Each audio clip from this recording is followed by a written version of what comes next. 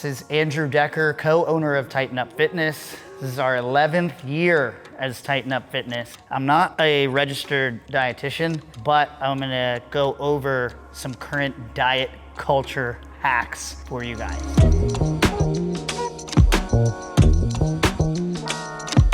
So currently, the outlook on tracking your nutrition, looking at your macros, having goals, entering food into a log, the mindset on that now has changed. Now that's a negative thing.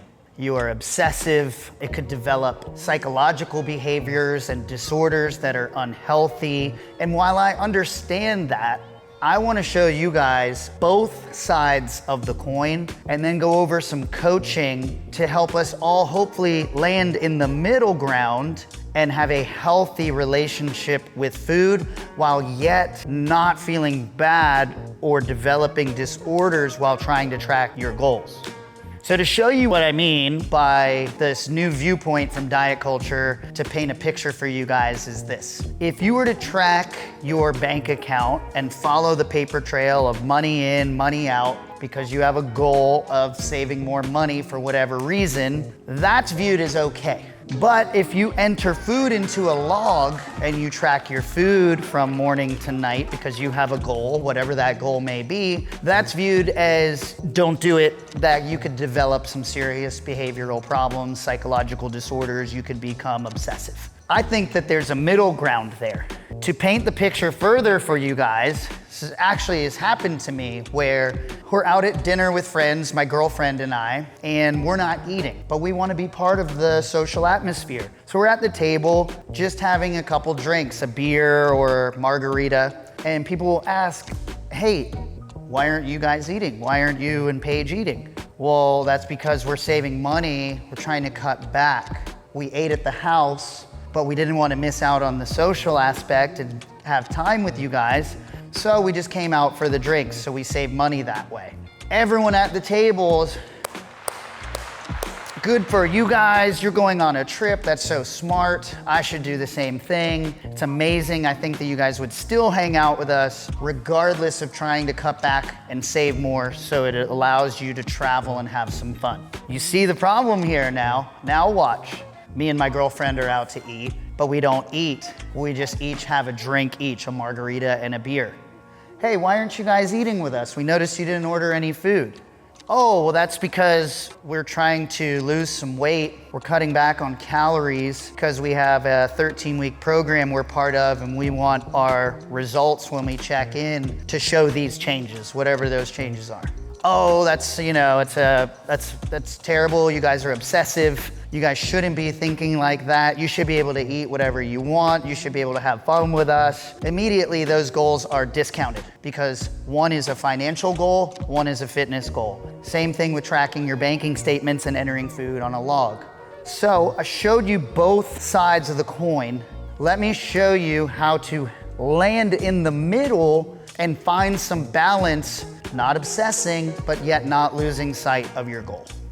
The first step here is setting something realistic. Set a realistic goal that doesn't promote those behaviors. So if we set a goal for losing 1 to 2 pounds a week, that is typically sustainable, it's healthy, it's nothing too rash. So that would be step one, is set something realistic. You know, people always tell you, shoot for the moon, you'll land in the stars. But with weight loss and fat loss and gaining muscle, it is much better to set something low key, that's realistic, that you have a longer time frame to reach it.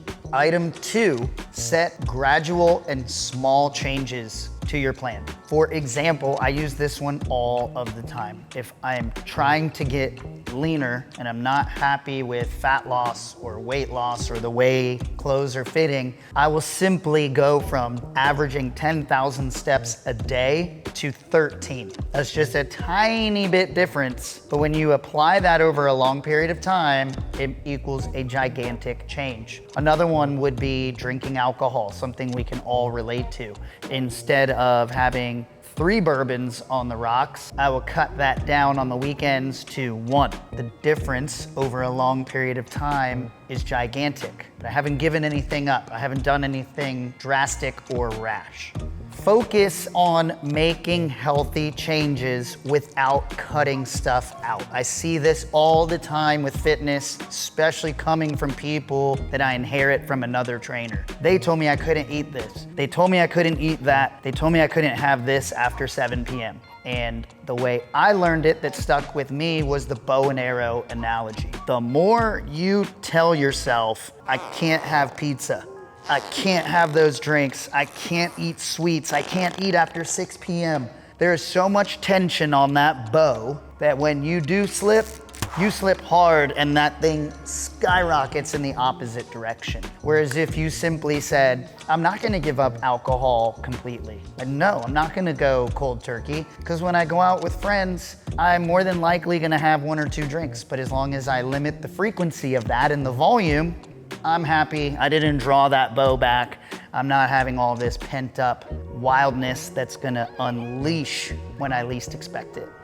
And finally, it sounds so simple, but if you simply listen to your body, that's the best guideline you can have to keep you from going to obsessive or losing sight of your goals, okay? We're teeter-tottering here. So if you simply just tell yourself, if I'm starving, I should probably have something. Or if I'm full, usually I'll eat dinner with also lots of water so I can let my mind catch up to my stomach. If we simply do that and say, hey, I'm full, I'm gonna stop eating now, or I'm hungry, I should eat now, it will keep you much more balanced where we're not having spikes with blood sugar like this.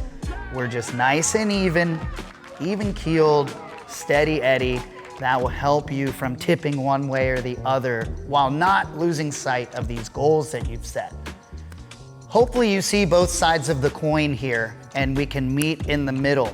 No, it is not okay to obsess over food and to do drastic things and set unrealistic goals that are gonna force you to become somebody who's just so out there with their mindset, they become neurotic. But it's also not okay to let go of your goals because people are telling you that you're becoming too obsessive, you're no fun, you shouldn't be doing that. Let it all go. You can find the middle ground, okay? Use those steps I showed you. That way you can find balance, and remember, if the plan isn't sustainable, it's not something you can repeat for the rest of your life, it is never going to work. And I tell people all the time, like the Whole30. That's why it's called the Whole30, because on day 31, it goes out the window. Pick something you can repeat for life, and more than likely, that is gonna be a simple plan that involves a little bit of everything and some balance.